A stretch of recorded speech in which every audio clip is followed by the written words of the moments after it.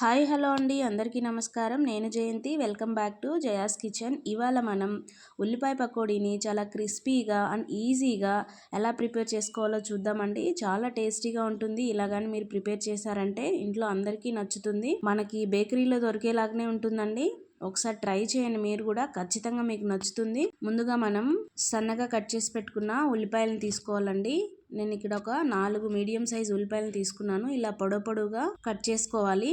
ఇందులోకి ఇప్పుడు ఒక 3 పచ్చిమిర్చిని ఇలా చీలికగా కట్ చేసి యాడ్ చేసుకోవాలి. ఇందులోకి ఒక 2 టేబుల్ స్పూన్స్ వరకు శనగపిండి యాడ్ చేసుకోవాలి. ఒక 1.5 టేబుల్ స్పూన్ బియ్యం పిండి వేసుకోవాలండి. మళ్ళీ మనం చూసుకొని అడ్జస్ట్ చేసుకొని యాడ్ చేసుకోవచ్చు. ఇందులోకి ఒక టీ స్పూను జీలకర్ర పొడి, ధనియాలండి ఒక టీ స్పూన్ వరకు బాగా క్రష్ చేసుకొని వేసుకోవాలి. ఇదే మనకి పకోడీకి టేస్ట్ని ఇచ్చేది. తప్పకుండా ట్రై చేయండి. ఇప్పుడు మనం ఇలా గట్టిగా ప్రెస్ చేస్తూ బాగా కలుపుకోవాలి. అప్పుడే ఉల్లిపాయలోని వాటర్ అంతా వదిలి మనం వాటర్ యాడ్ చేయకుండానే మనకి సరిపోతుంది. ఇందులోకి పసుపు, కొంచెం కారం, రుచికి సరిపడా సాల్ట్ యాడ్ చేసుకోవాలి. ఒక 2 రెమ్మలు కరివేపాకు యాడ్ చేసుకోవాలి. ఇప్పుడు ఇవన్నీ బాగా కలిసేటట్టు కలుపుకోవాలండి. ఆనియన్స్లోని వాటర్ రిలీజ్ అవ్వాలి. ఇలా గట్టిగా ప్రెస్ చేస్తూ ఉల్లిపాయలన్నింటినీ బాగా కలిసేటట్టు ఉప్పు కారం పట్టేటట్టు కలుపుకోవాలి.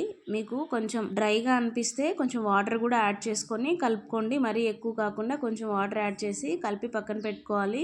ఇప్పుడు కడాయి పెట్టుకొని కడాయిలో ఆయిల్ యాడ్ చేసుకొని హీట్ అయినాక మనం పకోడీని యాడ్ చేసుకోవాలి. ఇలా కొంచెం వేసుకోవాలండి. ఫ్లేమ్ని లో టు మీడియం ఫ్లేమ్లో అడ్జస్ట్ చేసుకుంటూ వేయించుకోవాలి.